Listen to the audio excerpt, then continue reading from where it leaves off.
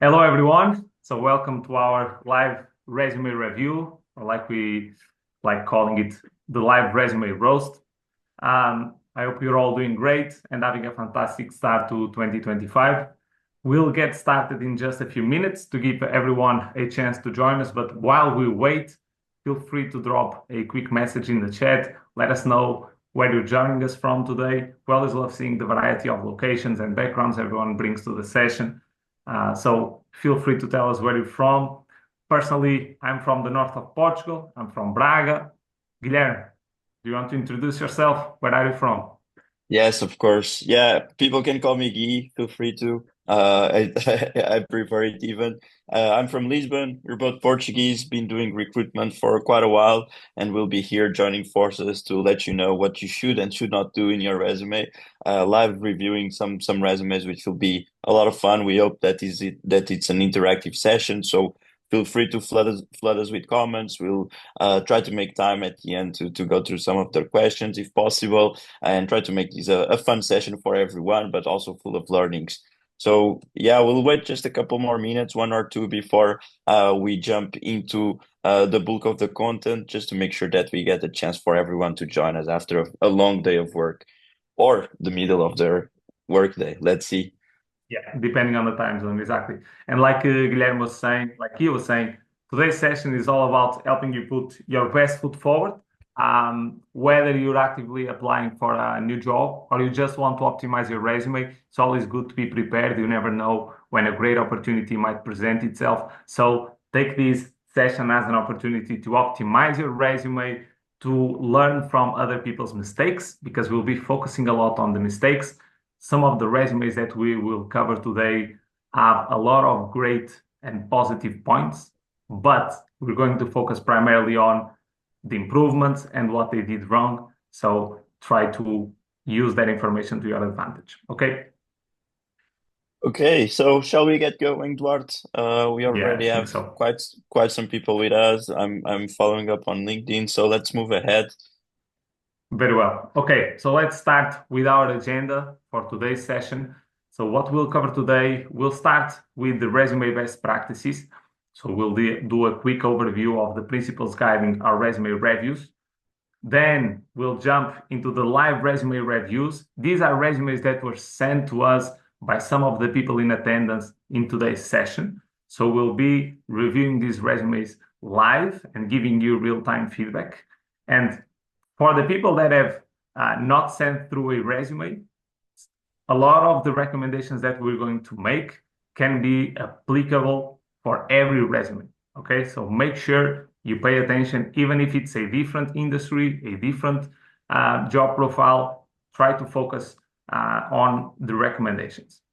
And then we'll finalize with the presentation, a brief presentation of our career acceleration program, at least the edition we made for 2025. And this is an exclusive look. Okay, let's move forward. So before we jump into reviewing the resumes, we wanted to make sure that everyone understands the standards that we're using to give feedback on the resumes. So me and Guy, we're not going to make up the feedback that we're giving you, or we're trying to make it as objective as possible. So we will follow these standards and these principles. So we can divide the standards into formatting and content. We will not dive deep into the content itself, but more towards the way the content is structured. So on the formatting standards, you can see that we recommend a clean and consistent layout. For most resumes, a single column design will be best with clear section breaks and aligned margins. There are some exceptions for resumes of, let's say you work in UX UI or product design or marketing or a creative role, having a multi-column design may be a little bit better because it gives you more flexibility. You can be more creative. Professional fonts, try to opt for the most simple and professional fonts possible. This is going to improve readability and make it easier for the applicant tracking system to screen. Make sure the resume is ATS friendly. This pretty much means avoiding graphics, icons, try to minimize the use of text boxes and try to use simple bullet points. Then the resume structure, try to have a logical organization of the sections to highlight your qualifications effectively. The file format, try to save it as either a PDF file or a Word file. Avoid other files because the applicant tracking system may not be able to screen them or it can lose the formatting. And try to opt for a minimalistic design, so limiting the colors to black and white and improving readability as most as possible. On the content, try to make tailored content, focus on the skills and experience that are relevant for that specific role. So if you're applying for a full stack developer role, if you've worked as a waiter at a coffee shop, maybe it's not very valuable. For the experience, try to focus on the job experience that matter. Keyword optimization, make sure you focus on using keywords that are industry specific and are relevant for that role. Action-oriented bullet points. Will not go very deep into this, but pretty much it means that when you're writing your experience, you should focus on having an action verb, a task, and the result. Okay. Make sure you use quantifiable results, highlighting measurable accomplishments where possible. So pretty much focusing on the impact you've had on your previous roles. Then brevity, making sure you keep your descriptions concise and avoid unnecessary jargon. And then consistency. So once you decide the formatting you're going with, make sure it's consistent all throughout the resume. Make sure the verb tense is the same and make sure punctuation is correct. Okay, so now we'll move forward and Guy is going to show you what an ideal resume template looks like. Thank you, Duarte, for setting the stage. Super important. This last slide, super important in setting up what people should and should not do. And a lot of people sometimes disregard a lot of these things. That's something that we see day to day as recruiters. So bear those things in mind as they're very, very important in making you successful in your job search. So here we have two versions of a very, very similar resume structure, just to give you a bit of flexibility. Here you can see the most important things or most important sections you should have in your resume. So of course, we should start with the name and then focus here on the context. Try to have your email, phone number, LinkedIn, and other relevant information there. Don't overstuff it, but don't miss out on important and relevant links or other information that should be here.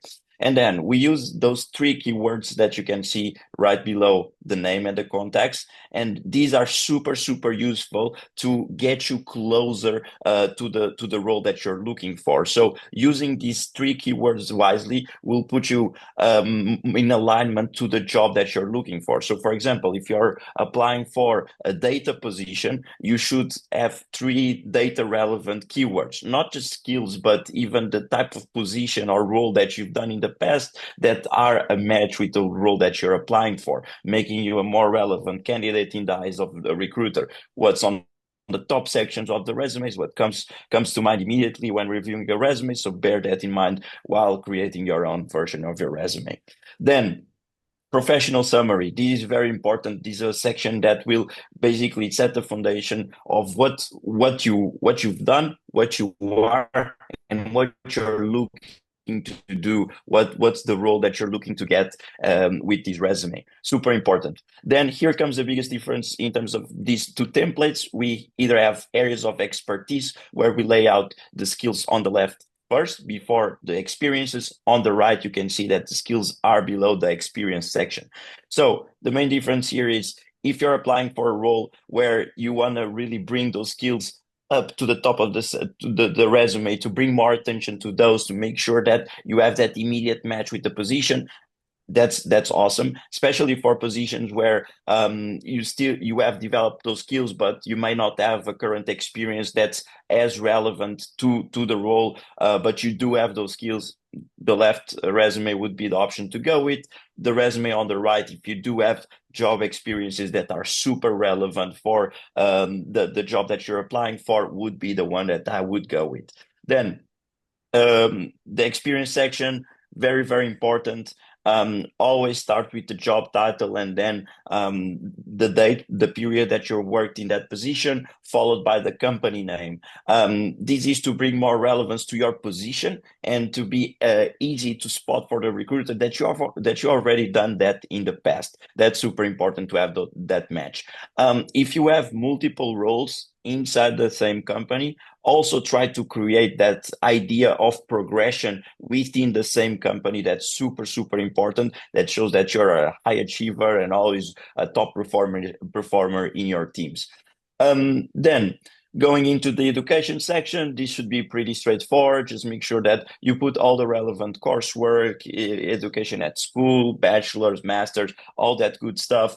If you're a more junior person, I would definitely advise to add some of the projects that you developed in that area, but always keeping it to the point and very succinct. Then an area for certificates, also super important, shows that you're a professional that cares about continuous development and you're about your education, upskilling yourself. So definitely save a section in your resume for that. And then very important to these days where everywhere you need to speak multiple languages. So having a reserved section for that, super, super, super important. So hope that you understood the difference and why these templates are winning resume templates. And now I think it's time for Duarte to start with the roast. So let's get to that. Let me just change the screen here. And make sure you memorize these templates because it's going to make it easier to understand the suggestions we're making on the resumes we're about to show you. So the logical organization of the sections, the clear headings, the fonts, the spacing. So let's go into the first resume. So we've made every resume anonymous. So we pretty much replaced the names, the emails, the phones with just random information. But the remaining resume is exactly the same. So the spacing is one of the first things we notice. So you can see that the spacing is off. We have curriculum vitae, which is not really a very good heading to have on a resume, to be honest. So we have curriculum vitae, then there's a lot of space until we find the personal information. Then we also have spacing issues on the academic qualification, professional experience. So the first recommendation I would make for this resume is to make sure you select a logical organization of sections, like we have on the template. So name, headline, professional summary, professional experience, then the skills or the academic background, and then certifications and languages. So the personal information tab, this personal information section, we could pretty much delete it and have it on the top alongside the name, then follow up with an headline. This resume has a lot of pages. So we have 4 pages in this resume. And you'll probably notice that the first page, we have the professional experience. But on the professional experience, we don't really know what the job title was. And the professional experience starts with the oldest experience to the most recent one. Usually a recommendation is to have the professional experience in reverse chronological order. So we should start with the most recent work experience down to the oldest work experience, because this professional has a lot of experience, and the first thing we see on the resume is the internship, which is not very relevant. Also, another thing we can see on the personal information is that this candidate decided to add the birth date, and sometimes this could create a bias based on the age of the candidate. So we suggest removing personal information that is not necessary for the application. This includes birth dates and other demographics that don't really add any value to the application. Then you can scroll down a little bit, Guilherme. You can see that the formatting of the work experiences should be job title, company, and date. And here we have date, then we have a brief description of the collaboration, but we don't have a job title. It's not very clear where this person worked in the past, whether it was a company or a lawyer's office. It's not very easy to tell. So it doesn't really give a good description of the professional experience. And then once the professional experience is done, we see professional practice. And the professional practice is not very easy to understand what was the impact that this professional had because it's just a list of tasks. We don't focus on the achievements. We're not focusing on the impact. It's just tasks. And we can't really assess a candidate based on the tasks. We need to understand the context. So what was the impact that the work of this candidate had? So we should focus on quantifying the results, making sure we explain the impact we've had. So that's a big takeaway for this resume.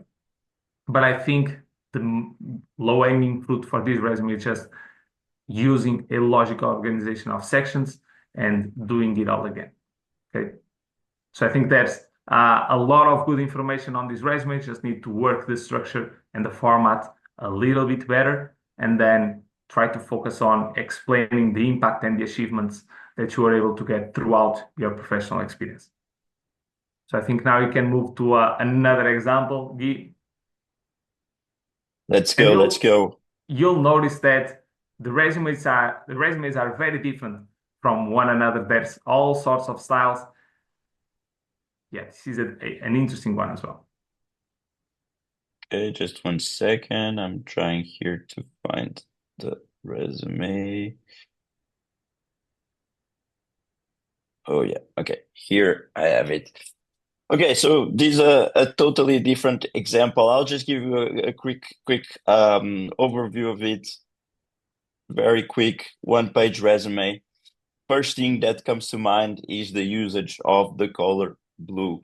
I don't feel like it's necessary. It's not adding anything specifically for this type of positions. Of course, you can disregard these that's covering the photo, but still having here that header in blue and having the work experience, this causes unnecessary distraction that might not be the best option for someone that's still quite junior in their career.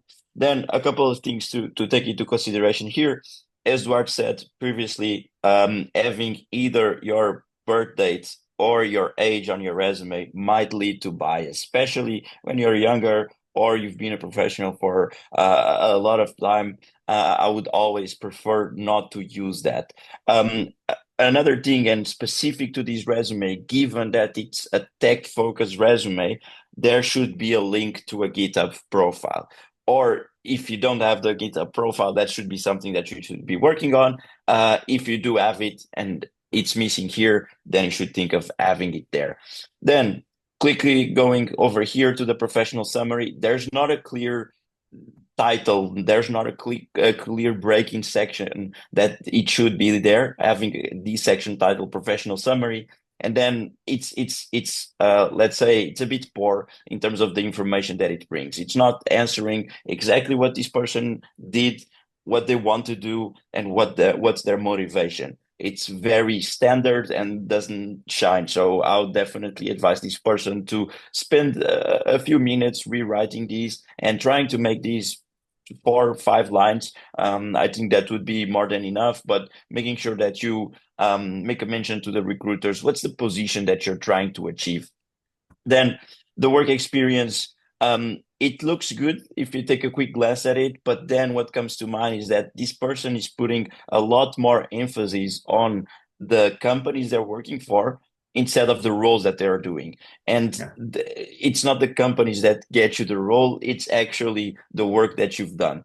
Then if we quickly look at this all looks good. The description, short bullet points with metrics, action verbs, that's pretty good. One thing that I do, and I think this is a bit preferential, but I don't like to use location in the jobs because once again, it might cause bias. Nowadays, we have a lot of remote workers, and then we also have companies that employ people in their offices, and these might cause bias that you might not be able to travel to XYZ location. So I would prefer not to have it there, but preferential, of course. Depends on the person's situation. They might want the role in that specific location, and then steer the resume to tell that story because a resume is also about storytelling. Education, this looks good. One of the things that I mentioned while reviewing the template is adding here the projects that they worked on. And I think that brings value, especially being a master's project and not having a lot of information to talk about in the resume. So definitely this is something that I feel like it's very, very valuable. Again, here, I do believe that for this specific case, the skills section should be before the experience. Why? Because we want to put in the mind of the recruiter what are the main skills of the candidate. And those would be it, especially someone that's working in data science, machine learning. These should be much higher above the experience section, just to make sure that we really captivate the recruiter with the desired skills of the role. And then here, pretty much all very standard with the languages, extracurricular activities. Extracurricular activities are preferential from my point of view. It can or cannot add value to the role. So always think that if you're putting this here, it should be adding to your application and not subtracting. So make sure that if you're doing it, do it in a thoughtful way to make sure that you're working towards your targets and not working against yourself. Duarte, can I move on to your second resume? Yeah, definitely. Yeah. This Let's resume go. that you just covered, it's a good example of a one column, a single column resume. Could use an headline on the top with 2 or 3 Yeah, keywords that are relevant for the job, but outside of that is a very good resume. yeah, exactly. Okay, let's move on to the second one here. Duarte, do you want me to do a quick overview just for the people to see each section? Yeah, sure. Let's scroll down real quick. So we have the headline, customer success manager, profile, work experience. You can see this resume as 2 columns. So we have a column on the left and the column on the right. Scroll down, education, skills, languages. Then on the second page, we have the name and the headline again, training and certifications, and the continuation of the work experience. Okay, let's go back to the top. Break this resume down step by step. So the organization of the resume in sections is actually quite good. So this is the structure that we talked about. So having an headline, in this case, customer success manager, having a professional summary, which this candidate called the profile, then work experience, academic background, skills, certificates, and so forth. So the recommendations. Here on the headline, we could make the headline a little bit more complete. So customer success manager / and then adding some expertise, technical skill, or a second job title that helps us understand what is actually the skills of this customer success manager. Then maybe opting for just one single column, because as you read through the resume, you'll notice that you're shifting from left to right to left, trying to pick up all the information. So maybe opting for a single column design may work a little bit better. Then on the profile, we can see that the profile is a bit vague. We know that this person is skilled in sales management, relationship building, but doesn't really focus on exact achievements, impacts from their previous roles. And it doesn't really tell us what is the next move for this candidate, what is he seeking for with this application. Then on the work experience, similar situation to the previous resume, they are emphasizing the company instead of emphasizing the job title. So most of these companies, because the job market is so broad, the recruiter may not know the companies, but they will certainly know what a senior customer success manager does. And considering that you're applying for roles that you're a strong candidate for and a strong fit, the job title should be emphasized. So let's start with senior customer success manager, and then we follow with the company and the date. And you can even work with the font sizes and maybe using a bold on the job titles just to make it stand out so it catches the attention of the recruiter. Then the way the experience is written is actually very good. We have a action verb followed by the task, followed by the results with quantifiable achievements. So the way the work experience is written is very good. We just need to make sure that we maintain the same structure. So if we're using a present tense on the verbs, we should have that present tense on the current job. But then for older work experiences, use a past tense. So you'll see that on the present work experience, we're using manage, lead, negotiate. So if we're using manage is a present tense, negotiated is past tense. So we need to make sure we maintain the same verb tense throughout the work experience. So for the present work experience, present tense. For past work experiences, past tense.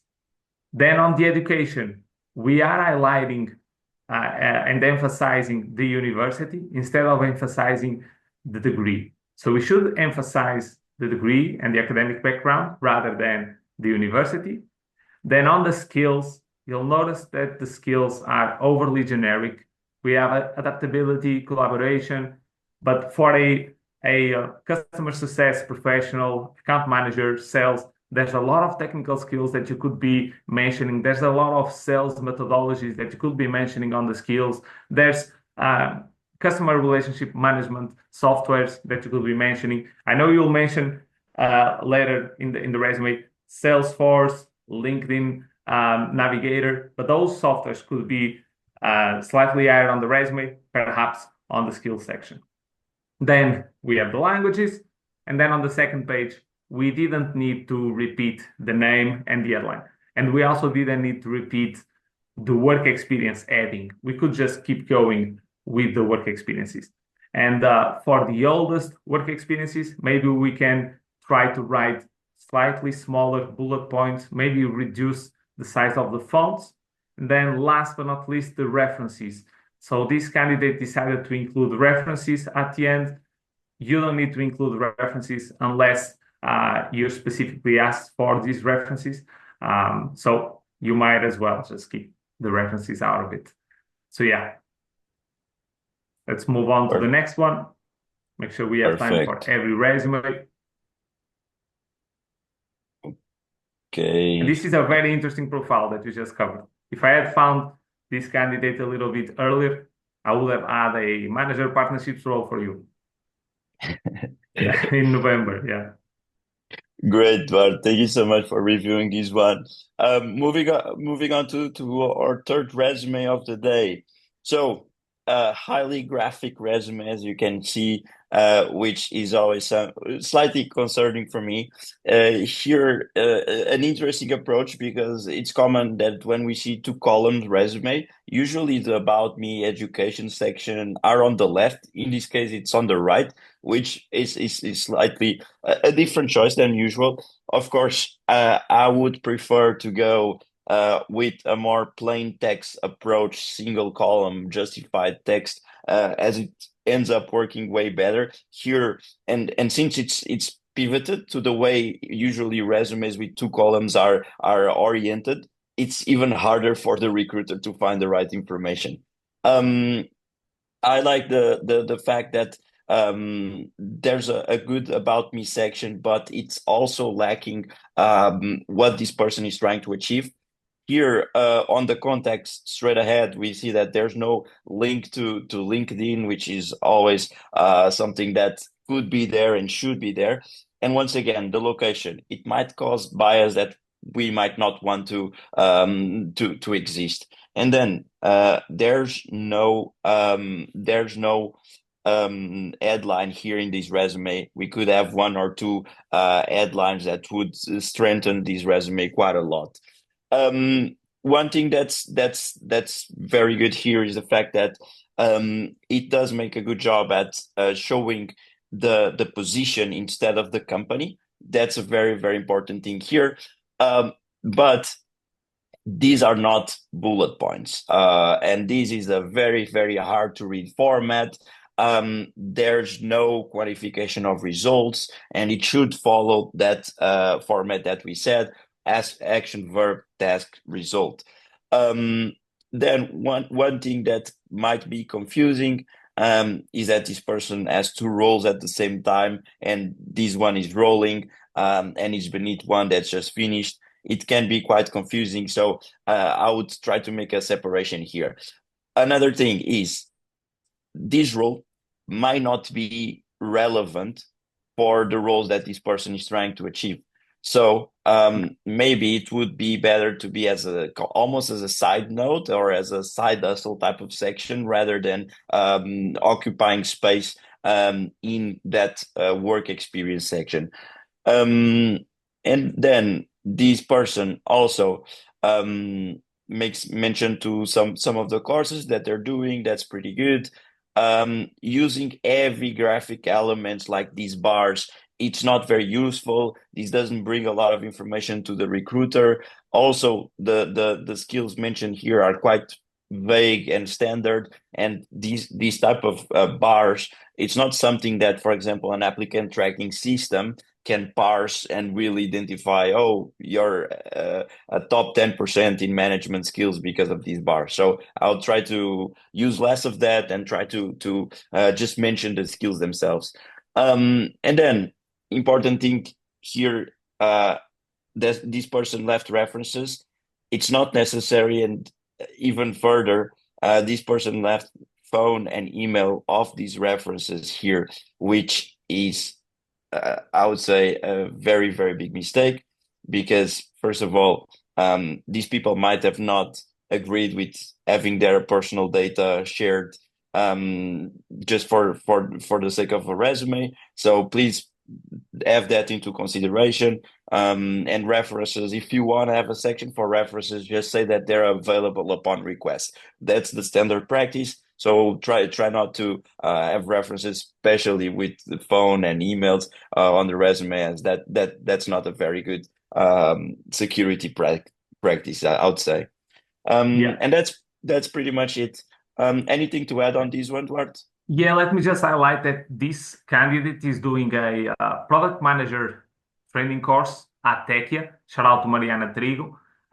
So if this person is doing a product manager course, this person could be trying to pivot careers and maybe moving towards a product manager role. And Guilherme said that you should have an headline on top. That's why headlines are so important, because if you add an headline on top and you wanted to make the move to a product manager position, you could have product manager on the headline.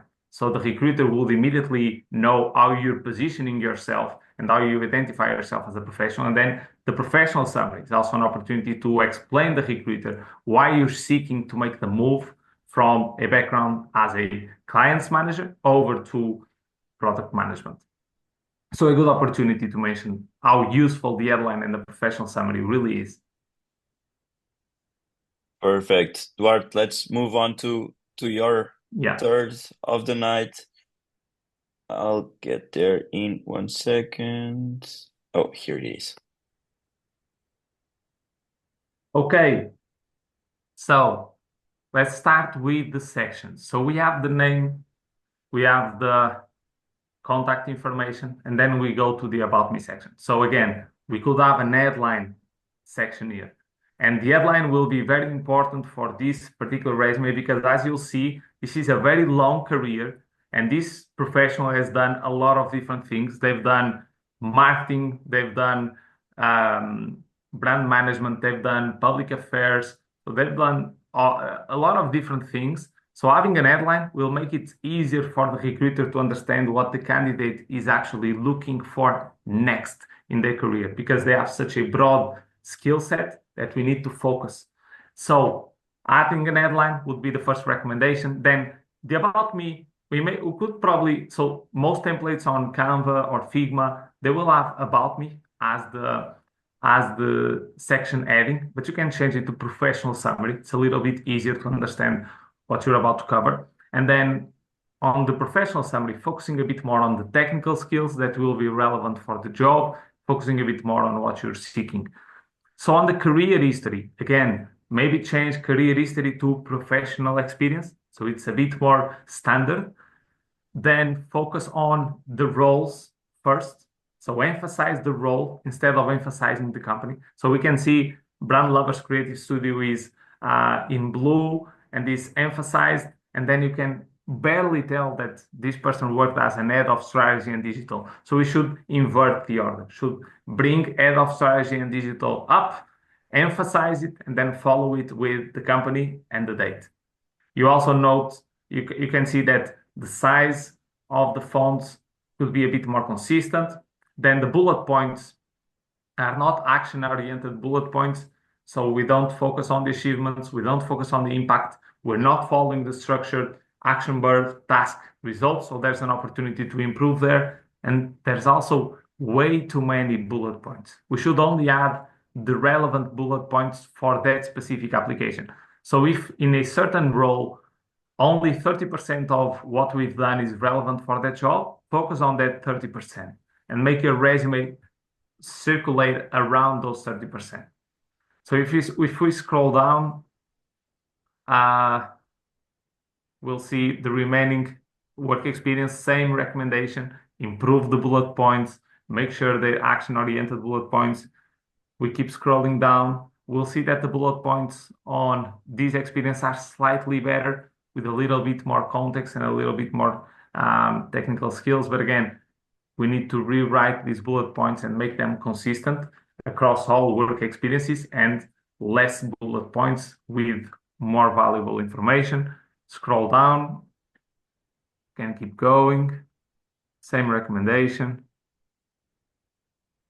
Again, this resume can probably be reduced to 2 pages. So currently we have 4 pages on this resume. We could probably reduce it to 2 pages, cut it in half. So here we have a good example of the usage of quantifiable results. So we can say 400 followers and gained 100% in engagement, return on investment of 13,500. So all this information is very good, and you could create an action-oriented bullet point with this information to showcase your impact. So if we scroll down towards the end,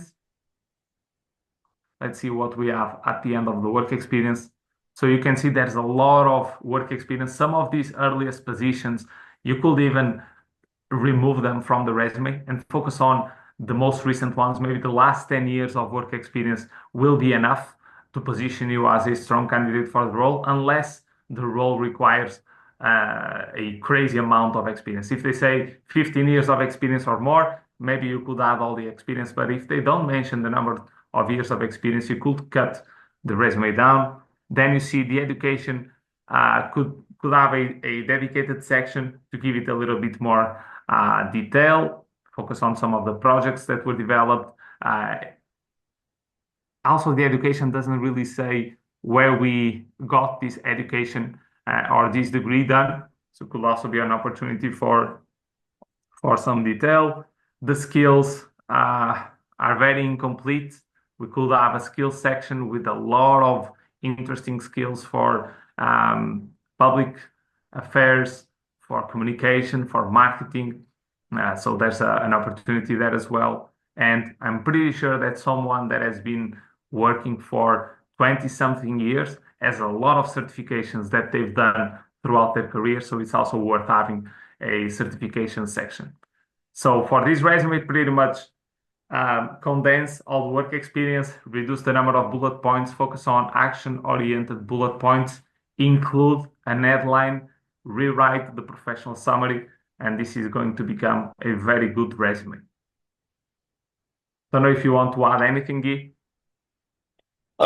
Just here in this, I would divide these, or instead of having it divided into 3 columns, just like make it flow. But all in all, I'm game with what you said.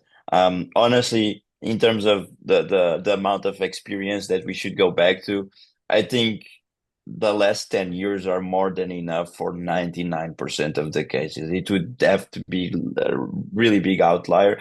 We can say, for example, in the professional summary that we do have those 20 years of experience, but only talk densely about the last 10. No need to go all in and go as far as 2001. Okay, so let's move on to another example that we have here. 1 second. Okay. So let me just confirm. I think, yeah, we are here. Okay, perfect. So one thing that I actually had the chance to talk about, but I didn't in other resumes, um, is the photo. Honestly, I'm against having pictures in any resume for two reasons. It takes up space that we can use to bring content that's valuable for the role, and for a second reason, which is it causes bias. So if you have a photo on your resume, I would very, very much advise you to take that off, as it's probably hurting your chances more than it's helping you. Here, uh, we can see one thing that's pretty interesting that this person did that others didn't, which is having those three keywords at the top. Uh, One thing here is the color scheme. I would just make it all black instead of using blue and then using red. I would just simplify and make sure that it's all with the same color scheme. Then the professional summary is missing that title for the section. It's written there, it's the professional summary, but it's actually missing that title for the section, which would cause a better separation of the section zero and an overall better experience to the reader. Um, there's the mention to the certification, but once again, the professional summary, it's quite incomplete. It could mention once again what this person is looking for, be less generalistic, and talk a bit more about what they did in the past. It does a good job in talking about achievements, but it could be highly enhanced. Then, when we talk about the professional summary, once again, the person. First of all, this person has been working for Concentrix, this company, and they're not creating the idea that they're progressing within the company. In these cases, I rather have the title or a main title for the company, and then the titles underneath it to create that idea of progression. Yeah, like Um, on LinkedIn. LinkedIn is a yeah, good example. Yeah. exactly. It's a perfect example of that. Then another thing here, this is a bit of a dump, an information dump. We have a lot of bullet points. Um, we have one, two, three, four, five, six bullet points, and they're quite large, quite dense to read. A lot of jargon, a lot of just CSAT reporting, CRMA strategy. This could be written in a way that's more readable for the user. And then we have a separate section for key achievements, which it should be baked into the bullet points instead of having its own separate section. Because what the recruiter actually wants to know is what key achievement someone had during that time at that in that position. Um, Coming a bit further down the resume and focusing here a bit more, we have the tools, a tools dump here. I would personally prefer to see these in a skill section rather than occupying space and just making it more convoluted to read in this section. So it's a lot of information, a lot of things together. It does quantify some of the information, but it's just everything meshed together and makes it a hard experience for the reviewer to be able to read and actually pinpoint what this person did. When you use a lot of bullet points, too many of them, it creates confusion.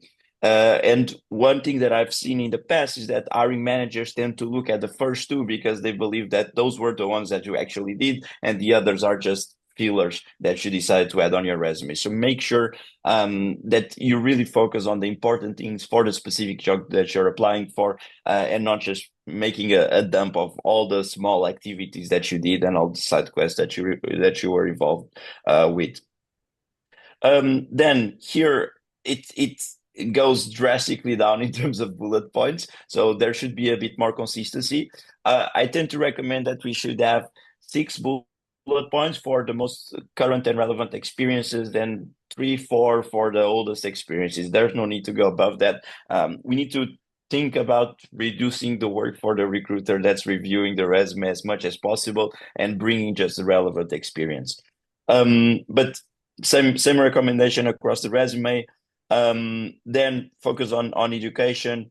Pretty straightforward. This looks good. And then we have an additional information section that's basically a skill section. So we should rename the skill section, and depending on the type of position that this person will apply for, or is applying for, I would organize the skills in a way that's relevant for that specific role. So these are the recommendations I have. And then, as you can see, there's a big blank space.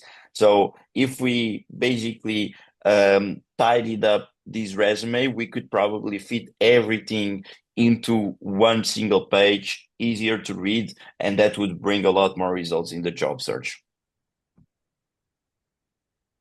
Duarte, can I move on?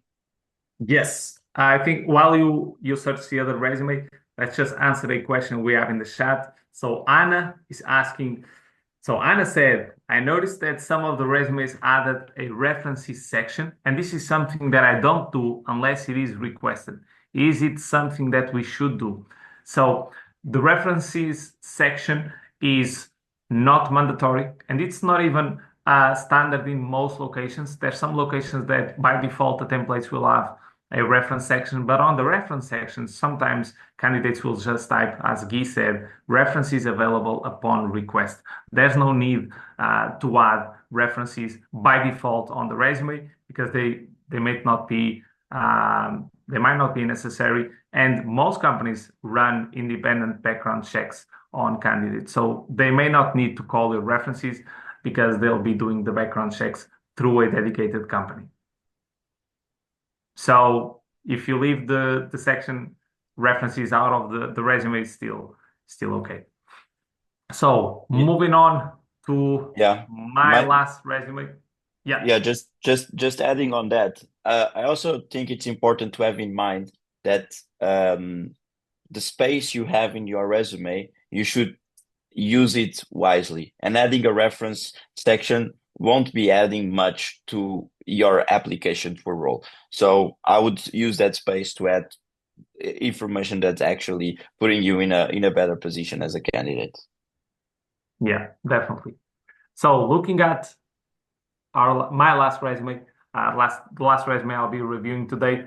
So this is one of those situations where having two columns on the resume is okay. So this candidate comes from a creative role, UX, UI, branding, visual design. Again, the headline is very broad. Maybe we should try to focus on a more specific headline that tells us where this candidate wants to work. Then we could add an heading for the professional summary. So where it says multilingual designer with 10 plus years of experience, adding an heading with professional summary. Then we have the portfolio on the right superior corner. And we need to make sure, so the portfolio for UX, UI roles, product designer roles is very important. We usually need to make sure that we have a URL link on the portfolio, which I don't think we had on the original resume. I think when I was clicking on the portfolio, it will not direct me to the portfolio. So adding a URL to the portfolio link is going to be valuable here. Then on the professional summary, maybe focusing a bit more on the technical skills that you want to highlight and explaining to the recruiter what are you seeking for. So what type of role are you seeking for and what type of environment and industry? Because we say fast-paced environments, this could mean a lot of different things. Okay. Then on the work experience, we don't have job titles. So we only have the companies and the dates. So the headline is very broad. So on the headline, we have visual design, branding, UX, UI.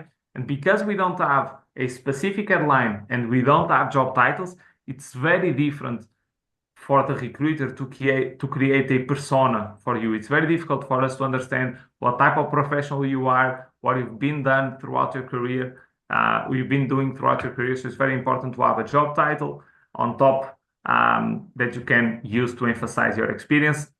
Then the actual experience is very well written. So it's using action, verb, task, result. the only recommendation I would make is for the current experience to be on the present verb tense. So redesign, develop. But in this case, because it's focusing on achievements, it's okay to be on the past tense. Maybe add a little bit more detail on the most recent experiences. And on the freelancing experience, we don't have any quantifiable data pretty much. So we should maybe try to find some quantifiable results that we can integrate because I'm pretty sure you'll be able to find them. Then we have the languages section.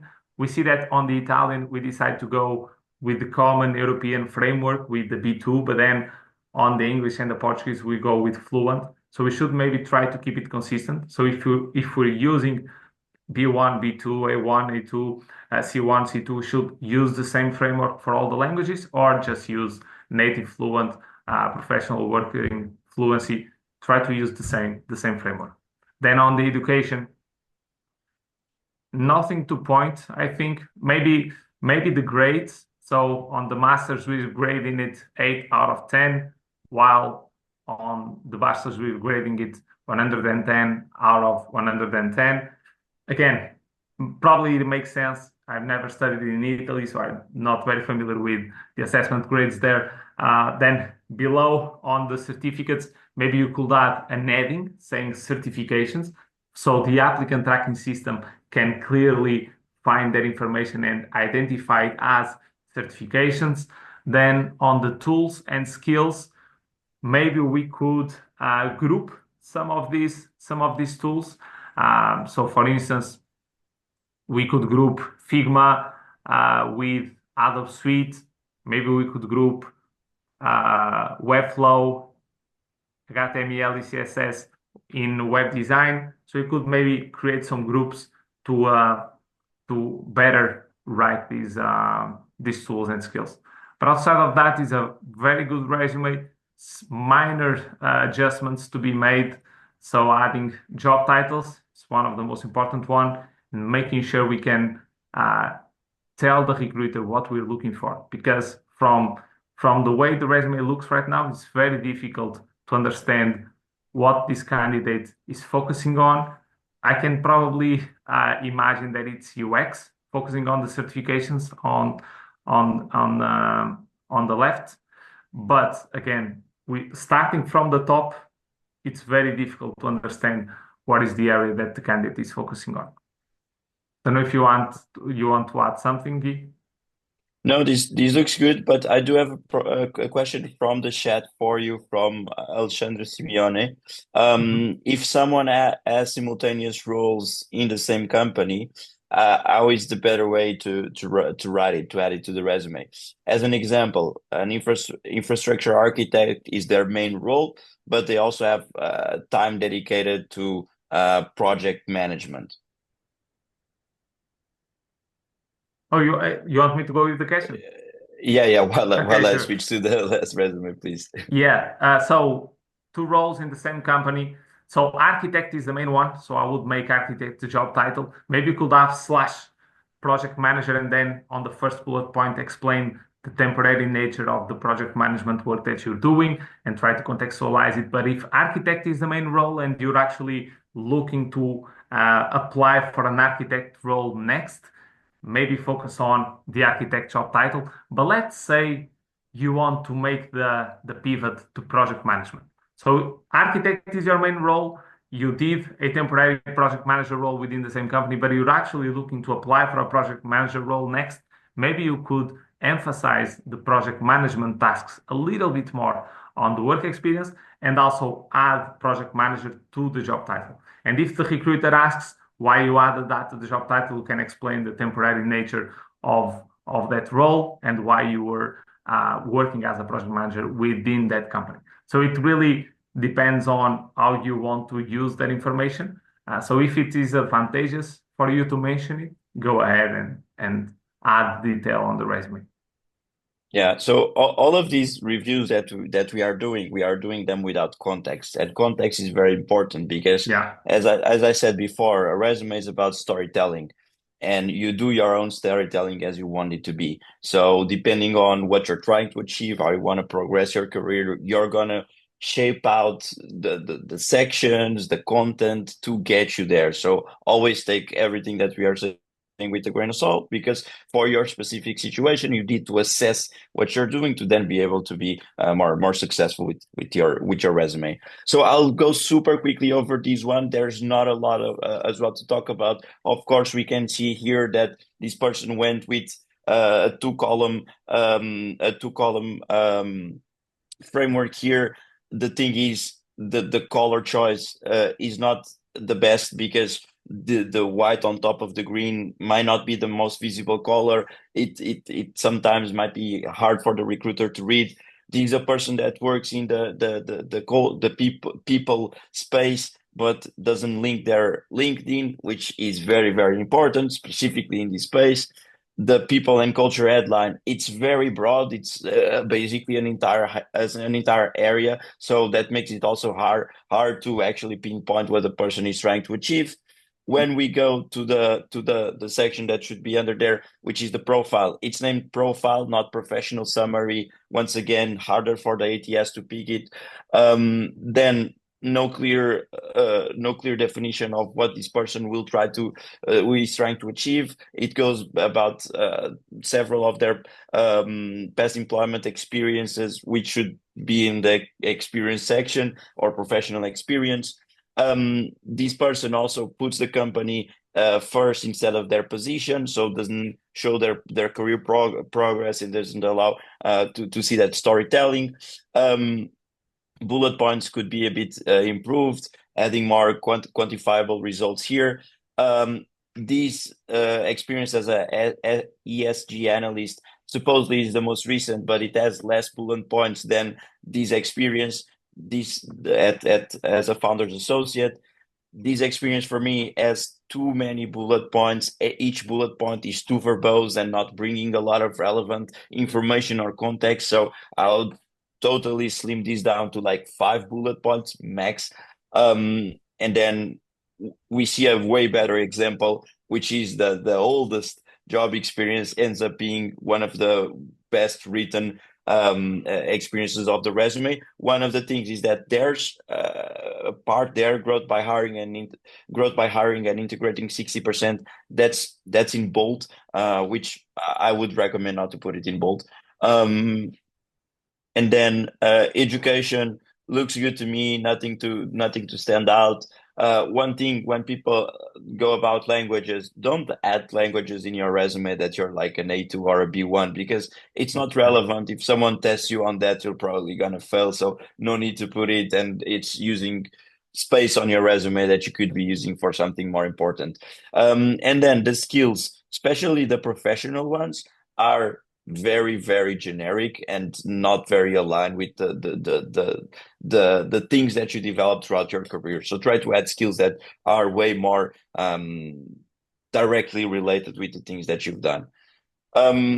So that's pretty much it. I told you how to keep it short, and now let's just quickly show you a bit of the program that we have, and the landing page, where you'll get the chance to learn a lot about these things. This new edition is kicking off really, really soon, in less than 3 weeks, but I'll let Duarte talk a bit more about it, and I'll have a surprise for you at the end.